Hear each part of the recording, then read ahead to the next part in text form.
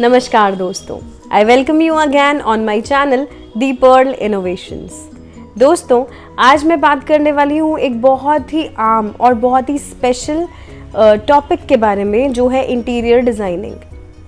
हम बहुत आम शब्दों में बहुत ईज़िली इन शब्दों का यूज़ करते रहते हैं। Interior designing, interior designer, interior design, ये है क्या?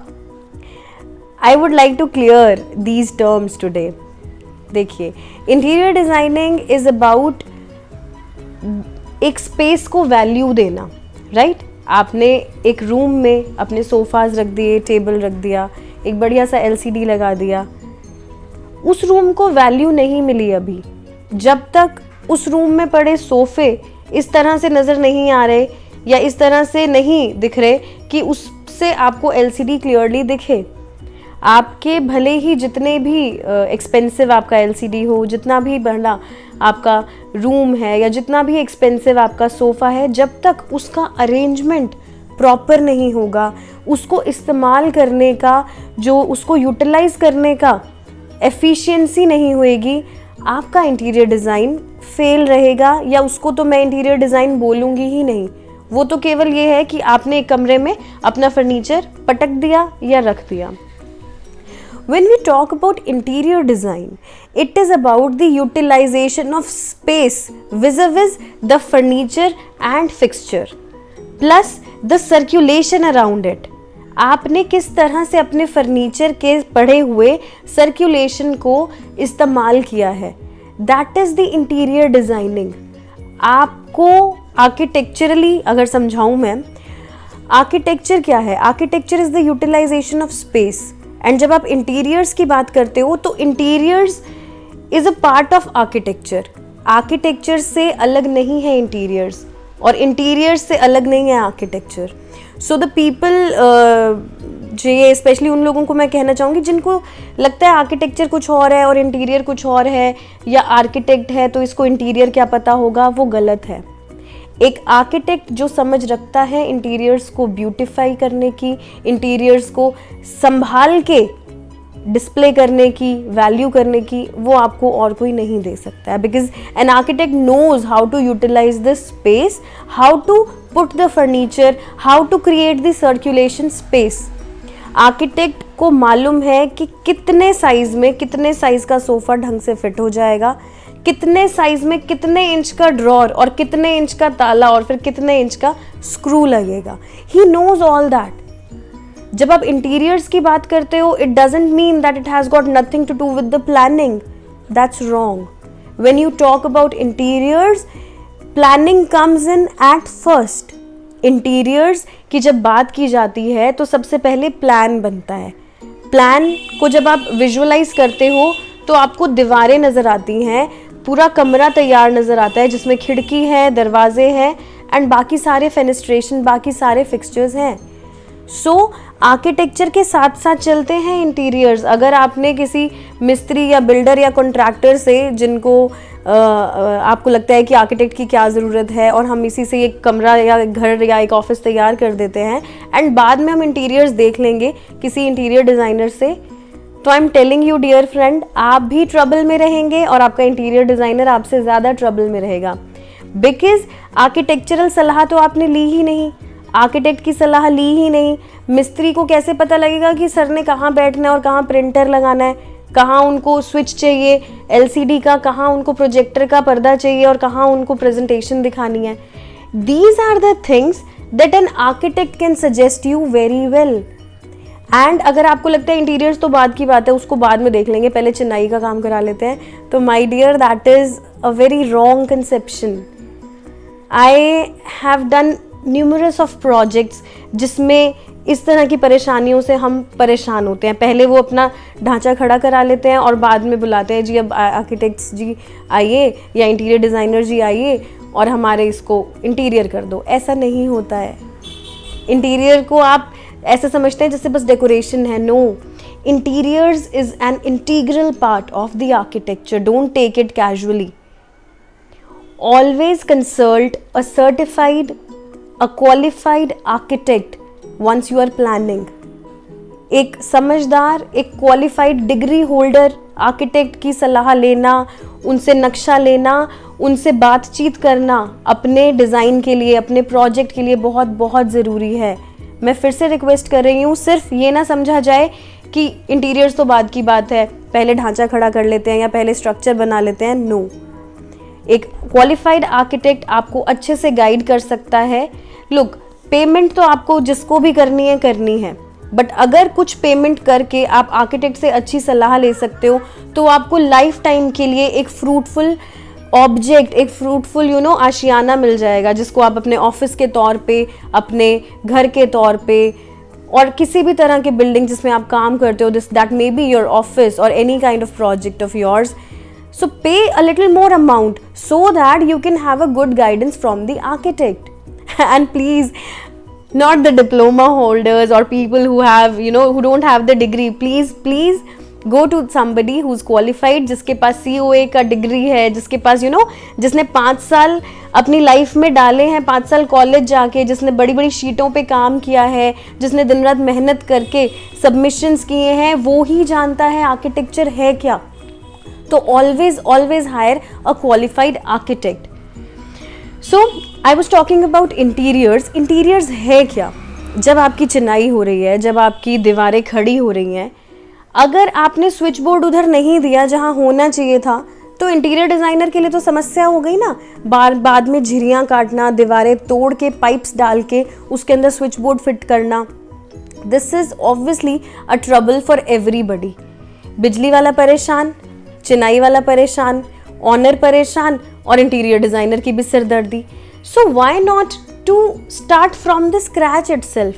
Y not to hire a special team of architect so that from the very beginning आपके इंटीरियर्स कैसे दिखेंगे, आपकी प्लानिंग कैसे होएगी, पहले से ही तय हो जाए, सो दैट आपका कोई भी स्विच बोर्ड सोफे के पीछे ना छुप जाए, आपका कोई भी LCD ऐसा ना हो कि उसका तो स्विच ही नहीं नज़र आ रहा, इस वॉल पे तो LCD देना था. इस तरह की समस्याएं जो असल में होती हैं वो ना हो. अक्सर हम ये वाली प्रॉब्लम सुलझाने में परेशान हो जाते हैं. नल के पॉइंट्स नहीं होते हैं, ट्रैप्स नहीं दिए हुए होते हैं बालकनीज़ में. I am talking about the projects जिसमें आर्किटेक्ट का कोई रोल ही नहीं होता शुरू में, और बाद में इंटीरियर्स के नाम पे आर्किटेक्ट्स या फिर इंटीरियर डिज़ाइनर्स को हायर किया जाता है. So these are the things जिससे आपका पैसा ज़्यादा लग रहा है.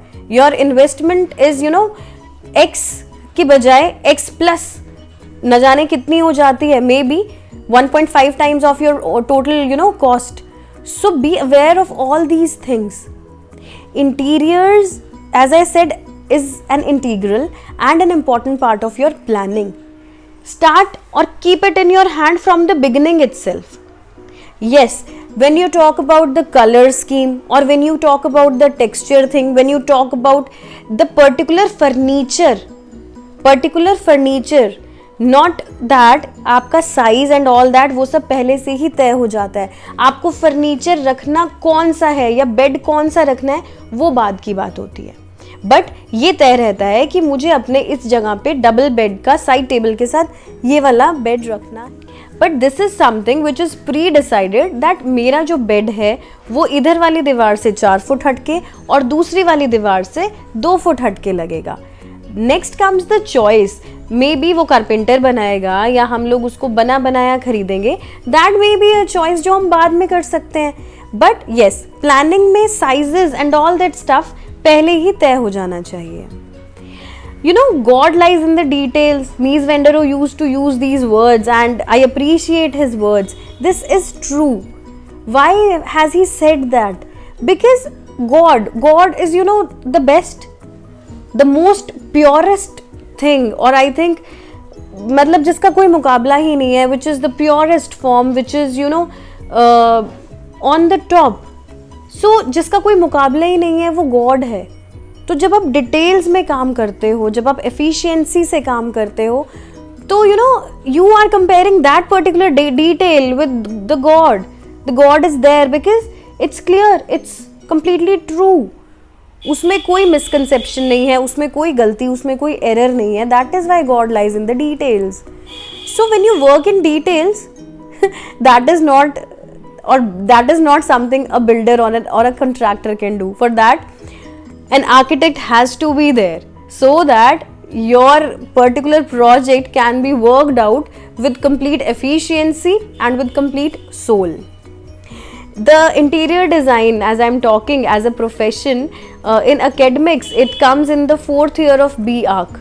When you are in 4th year, you are given some choices, and people who opt for interior designer, they are given, very details of what interior designing is, or how to do the interiors of a small space. Then after that, in a bigger space, how you put your interiors, or how you work out the interiors, how you create the drawings, and all that stuff comes in.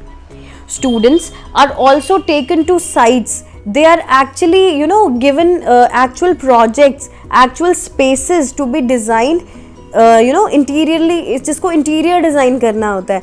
तो teachers take them to the site and बहुत pain लेते हैं teachers and बच्चे भी उस particular space को design करने में while their academics. So how can you imagine some kind of a layman doing that particular interior, or some kind of a person who is not even a degree holder doing the interiors of a your fascinating house, जिसमें you are going to put पता नहीं कितने हज़ारों का sofa, कितने लाखों का furniture उसमें आप डालने वाले हो.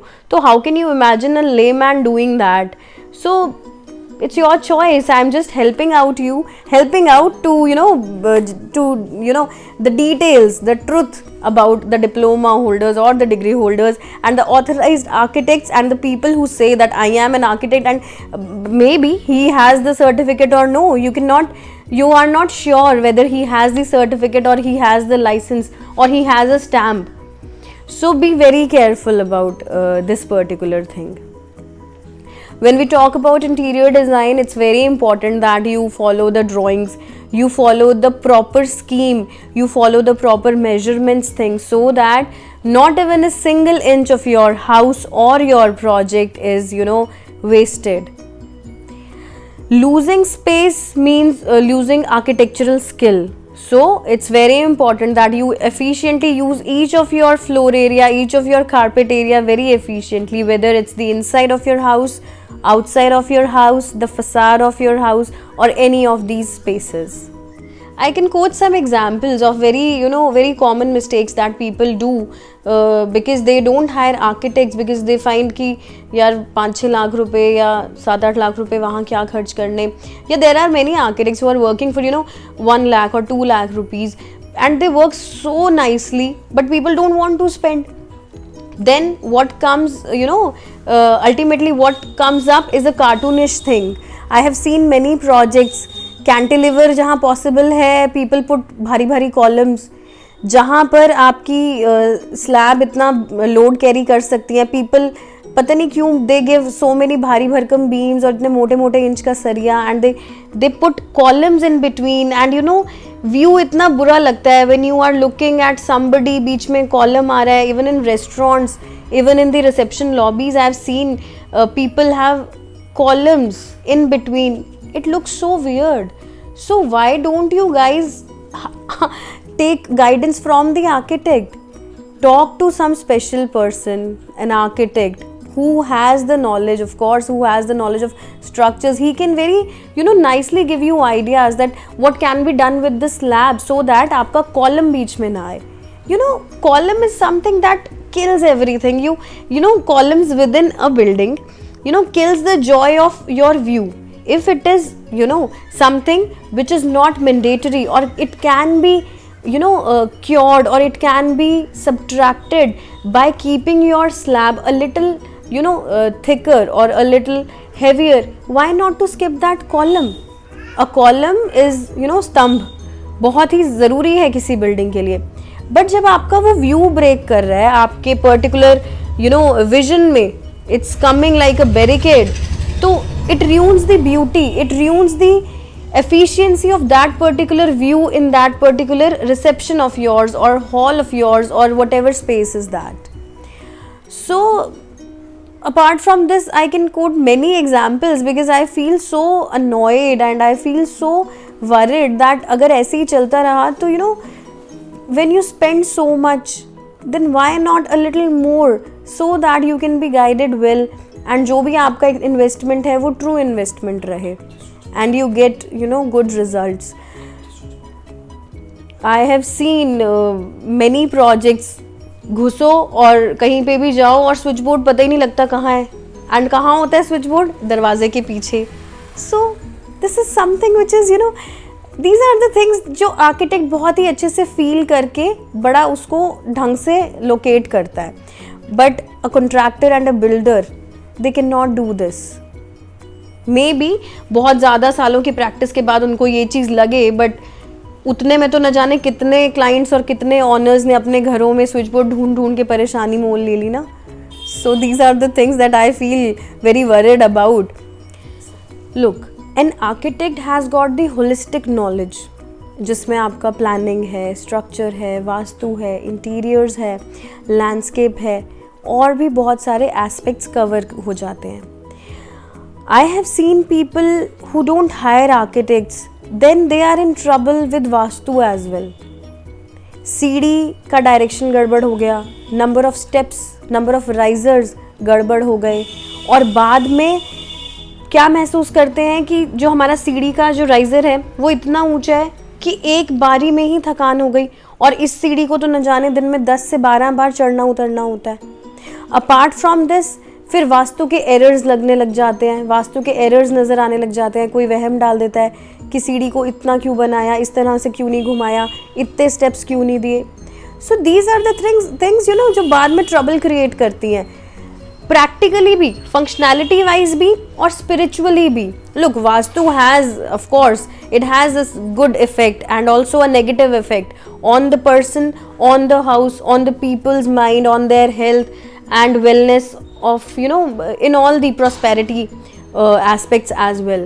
So why not to hire an architect who is giving you a complete package?